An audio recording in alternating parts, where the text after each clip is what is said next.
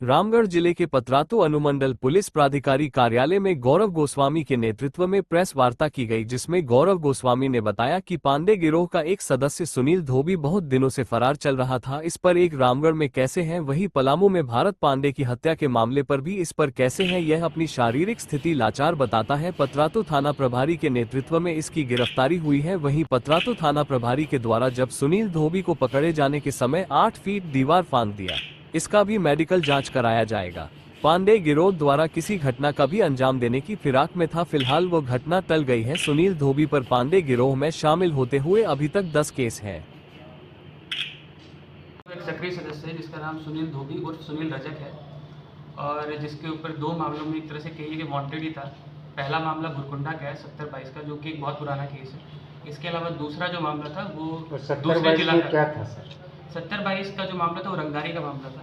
ठीक है, एक जगह पे जाके इसके द्वारा गोली चलाई गई थी और एक पोकलेन करके रहता है उसको भी जलाया गया था, तो काफ़ी पुराना मामला था।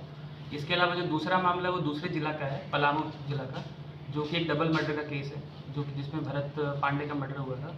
उसमें भी ये वांटेड था, इसमें भी इसके खिलाफ नॉन अवेलेबल वारंट निकला हुआ है। तो कल इसकी सूचना पतरातू थाना प्रभारी को मिली थी, तो उन्होंने बहुत ही मेटिकुलसली प्लान किया और अपनी टीम के साथ वहाँ पे गए और उसको पकड़ लिया। पूर्व में भी हमारी टीम के द्वारा इसको पकड़ने का प्रयास किया गया था कम से कम 4 या 5 बार, बट हर बार किसी का बहाना देके या फिर किसी तरीके से चीज़ें करके ये पुलिस को चकमा देके भाग जाता था।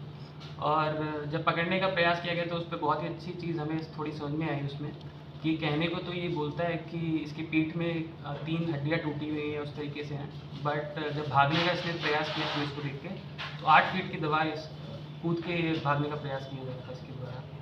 तो इस तरीके का मामला था।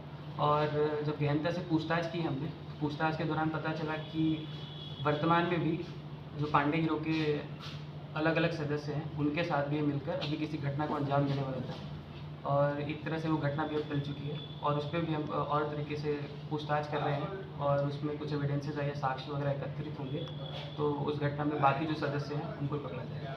पांडे ग्रुप पर इस पर अभी तक कितना केसेस है पांडे ग्रुप का? देखिए, इसमें टोटल 10 केसेस हैं इसके ऊपर, तो एक तरह से 9 केसेस आप रामगढ़ जिला का मान के चलिए, जो 10वां केस है वो पलामू चैनपुर थाना का।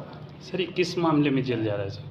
ये देखिए, अभी जो रामगढ़ का जो 70-22 केस है, उसी रंगारी का जो मामला था उसी में जेल है।